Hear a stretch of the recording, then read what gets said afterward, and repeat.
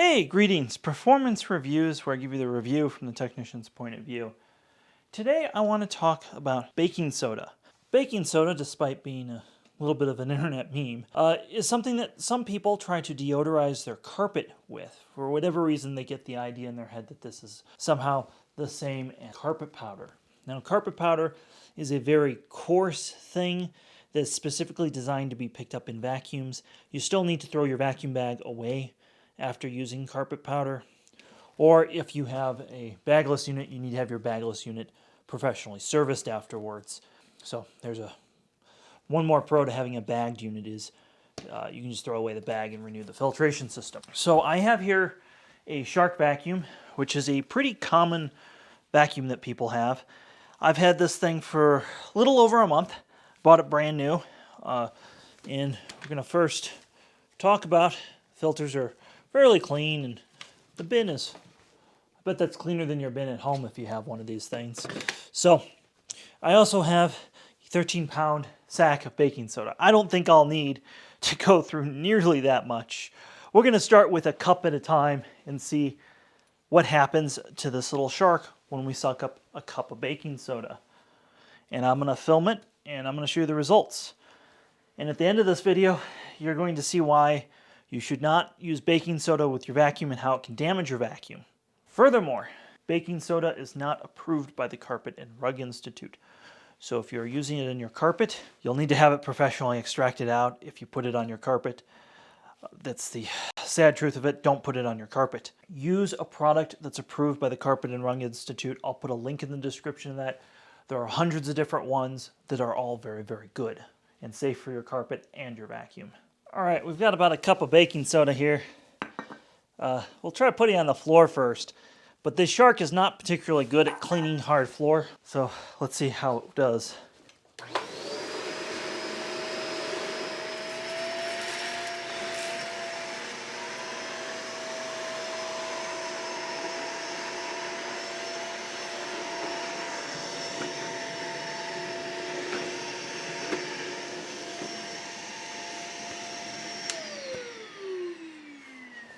Ooh, I don't know if you can hear that in the microphone, but after about one cup, the bin's not full.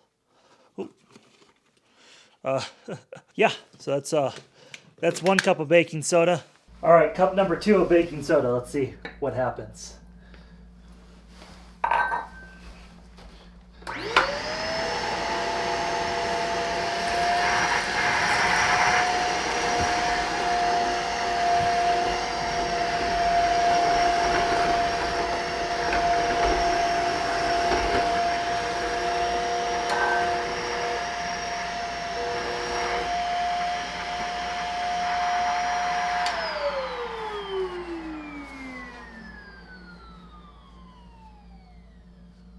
I don't know if you can hear that, but it doesn't sound particularly happy after 2 cups of baking soda. And again, this is typically what a baking soda package is sold in. So let's say you did a cup of room. That wouldn't be unrealistic, I don't think. So this 3rd cup is probably if you did 3 rooms in your house. Let's see how she does with this. That seemed like a larger cup.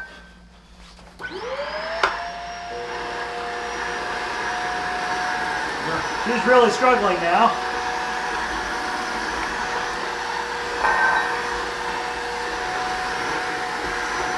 And now the baking soda is coming out the filter. So we've now completely saturated the machine.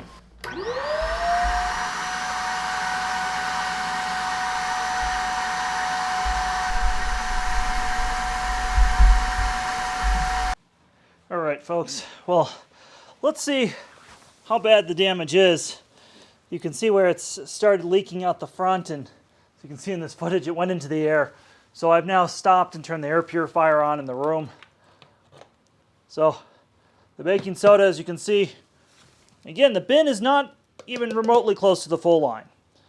But because cyclonic separation doesn't do well with this stuff, and the limit of cyclonic separation or bagless vacuums is really the size difference between these two products. So you can see that the filter is completely caked with that stuff. There's just, do I even need to show this? There's just stuff right there. And now my post-motor filter, that's right, these things have a third filter, is now completely caked with the baking soda. After just 3 cups, which is, like I said, probably about what you'd put down in your house, your whole house, if you were trying to do a whole house. It's definitely, it's a little less than a bucket of carpet powder, that's for sure. So that's what it looks like right now in its current state of affairs. You know, last time I did a video on baking soda, I purposely didn't kill the machine or hurt the machine. But now that I have a machine that's really not worth anything in this horrible vacuum, let's see what happens after 3 cups of baking soda. Now, before I give it another cup, we're in a well-ventilated area, and I'm gonna have a respirator on. We're on cup number 5. Let's see what it can do.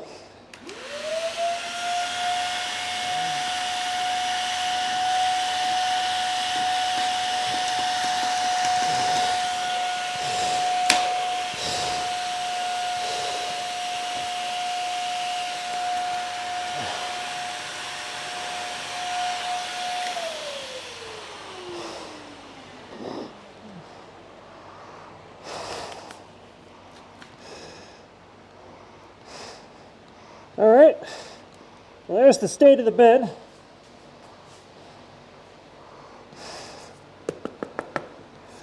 Still not at the full line. You can see right there with the full line. Let's empty it and see how it does. All right, I've now emptied the bin to the best of my abilities. And let's see if it will start picking up now.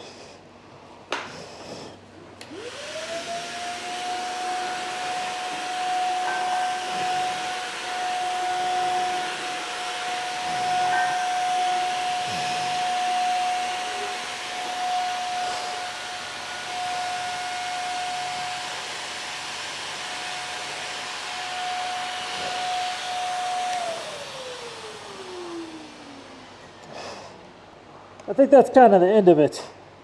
That's as much baking soda, at least, as I wish to run through it. We put 5 cups through it, and after about the 3rd cup, we saw all the filters fail, which means the machine's no longer working as a vacuum, and we saw the machine not pick up properly. So 3 cups of baking soda is all it took. Now you can see the machine is kind of trashed. I think what I'm going to do is I'm probably going to rinse it off. But this machine's gone. There's no saving it past what we did here. This shark was harmed in the making of this film, and it's going to go back to the fiery depths of hell from which it came from. And I hope this, on a serious note, answers why you don't use baking soda with your vacuum. Comment below, give the video a thumbs up if you found this informative. If not, comment below. If you want to ask something on baking soda and vacuum related, check out our Discord, where we talk vacuum cleaners all day long. Have yourself a wonderful day.